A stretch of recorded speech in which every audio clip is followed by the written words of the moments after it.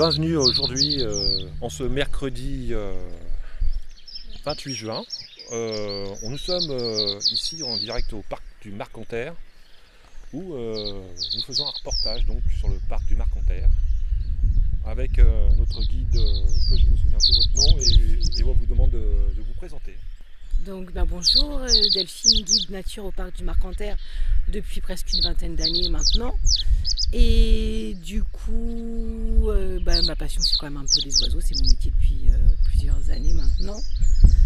On a fait une visite d'environ 2 heures, on a fait le moyen circuit. Donc on a vu les mouetrieuses et leurs poussins. On a fini par la héronnière avec les nids des cigognes et des spatules blanches. Voilà. Alors, première question, Mariam. Oui, bonjour Myriam.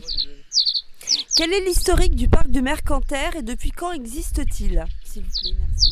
Alors on fête les 50 ans du parc cette année. Il a ouvert en juillet 73. Et au départ, c'était vraiment, avant que le parc soit créé, c'était un polder de 200 hectares à vocation horticole, où on cultivait des tulipes et des jacinthes.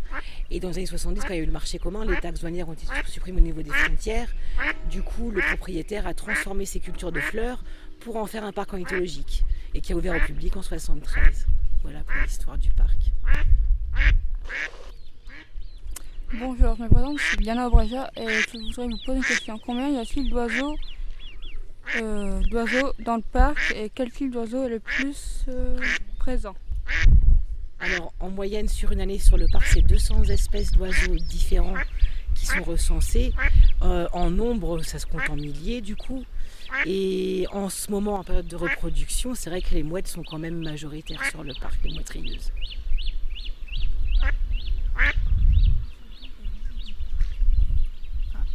Une question. Bonjour Caroline, comment s'organise la visite du parc du Marcanterre? C'est-à-dire... Comment s'organise la visite? Vous voulez visiter dans la journée, du parc, ou une partie, comment ça se passe? Alors vous pouvez visiter le parc en visite guidée avec un guide comme ce que vous avez fait aujourd'hui, donc c'est environ 2 heures. On fait en général que le moyen circuit. Si vous venez individuellement, vous pouvez faire le grand tour de 6 km. Il faut compter au moins 3 heures par contre, si vous voulez faire le grand tour. Voilà. Bonjour Gaëtan, Ouf Radio. Pourquoi le nom du Marcanterre? Alors ça vient de Mares Kienter, la mer qui rentre dans la terre par rapport à la baie de Somme qui est juste à côté. C'est de là que vient le nom. Selon les conditions, y a-t-il de nouvelles espèces d'oiseaux? Alors le héron garde-bœuf par exemple qu'on a vu à plusieurs reprises, c'est un petit héron qui est plutôt insectivore. Il y a une trentaine d'années, il y en avait uniquement en Camargue, dans le sud de la France. Maintenant, il niche sur le parc et il y en a même certains qui restent en hiver. Donc c'est dû au réchauffement climatique.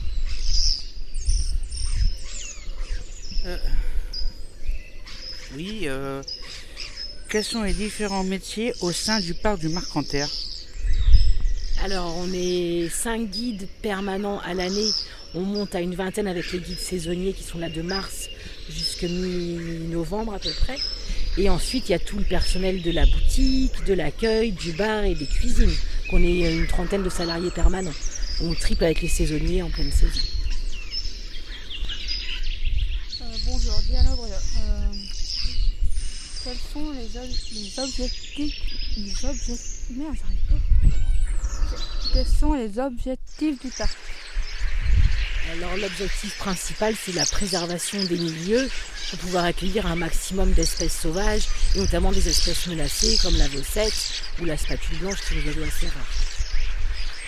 Quelles sont les difficultés que vous rencontrez au sein du parc? Par exemple l'année dernière avec la sécheresse qui a duré un moment, tous les plans d'eau du début du parcours étaient complètement à sec. Du coup ça a posé problème pour pas mal d'oiseaux. Et en plus de ça, on a eu l'épidémie de grippe aviaire l'année dernière aussi qui a fait pas mal de morts chez la colonie de mouettes notamment. Ça peut être les difficultés liées au réchauffement climatique ou à des maladies particulières pour les oiseaux. Oui, combien y a-t-il de visiteurs par an dans le parc au sein du parc? On est à environ 170 000 visiteurs par an sur le parc du Marcanterre.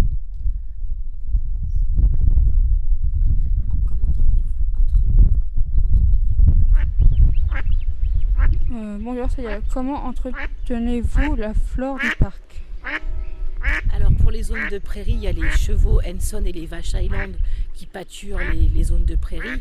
Ça n'empêche pas que mes collègues de l'entretien doivent faucher quand même au moins une fois par an, parce que les chevaux et les vaches ne mangent pas tout.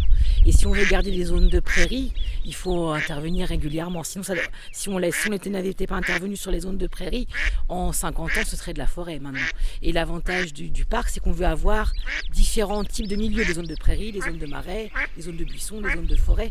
Plus on aura de milieux différents, plus on aura d'espèces d'oiseaux différents qui se plairont ici en fait. Quelles sont vos priorités au sein du parc du Mercantaire? La priorité, c'est l'accueil et la préservation des espèces. On a un gros rôle de sensibilisation par rapport aux groupes de scolaires notamment aussi.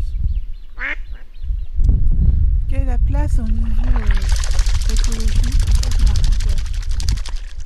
C'est une place très importante puisqu'on a une centaine d'oiseaux qui nichent au printemps, sachant qu'on est sur des zones préservées. Si on n'était pas là, je ne sais pas où est-ce qu'ils iraient faire leur nid, ces oiseaux-là.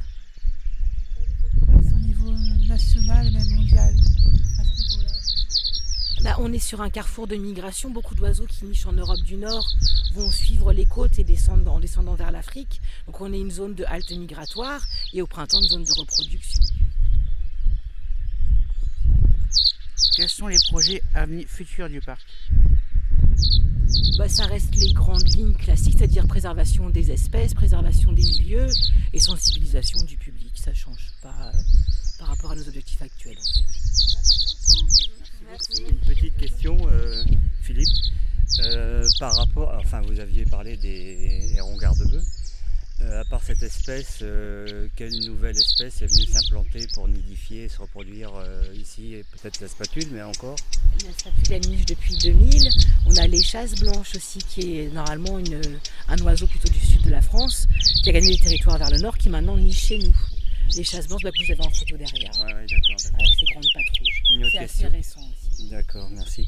Une autre question également, par rapport aux prédateurs locaux, par exemple le renard, éventuellement la martre, la fouine ou je ne sais pas quel autre mustélidé, est-ce que ça pose ou pas un problème au niveau des reproducteurs, des nidificateurs? Sur le parc, on laisse faire, on est en réserve naturelle, du coup on laisse les prédations se faire naturellement. Sachant qu'en général, c'est des prélèvements qui sont mesurés. Les prédateurs ne vont pas manger toute la colonie de mouettes, ils vont en manger quelques-unes. Et quand vous parlez du renard ou de la fouine, on a un prédateur qui est une espèce protégée qui a fait pas mal de dégâts cette année. On a une cigogne qui s'est spécialisée dans la prédation des jeunes mouettrieuses. Elle venait tous les jours sur les îlots de reproduction manger 10-15 poussins par jour. Et là, on laisse faire. C'est comme ça. La cigogne, Une cigogne qui s'est spécialisée, qui mangeait des poussins de mouettes. Ah ouais, oui. C'est carnivore, une cigogne. Ça s'adapte aussi. Des fois, ça peut même tuer aussi des cigognos en fonction de la nichée, je veux dire. C'est ça. Et sinon, des cigognes noires, vous n'en avez pas ici? On la voit passer en migration, la cigogne noire, souvent au mois de juillet, et rarement en migration d'automne, plutôt au mois de juillet.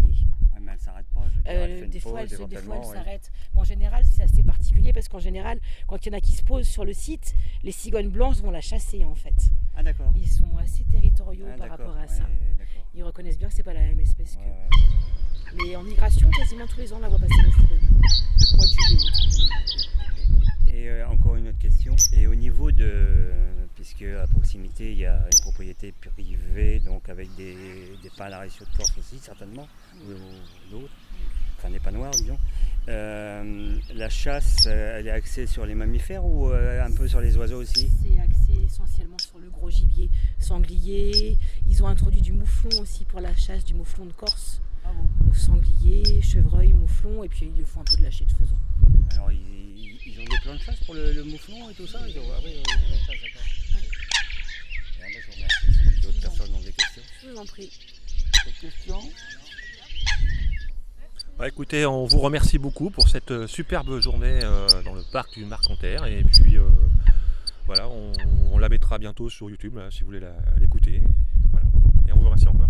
Je vous en prie, bonne fin de journée à tous. Merci.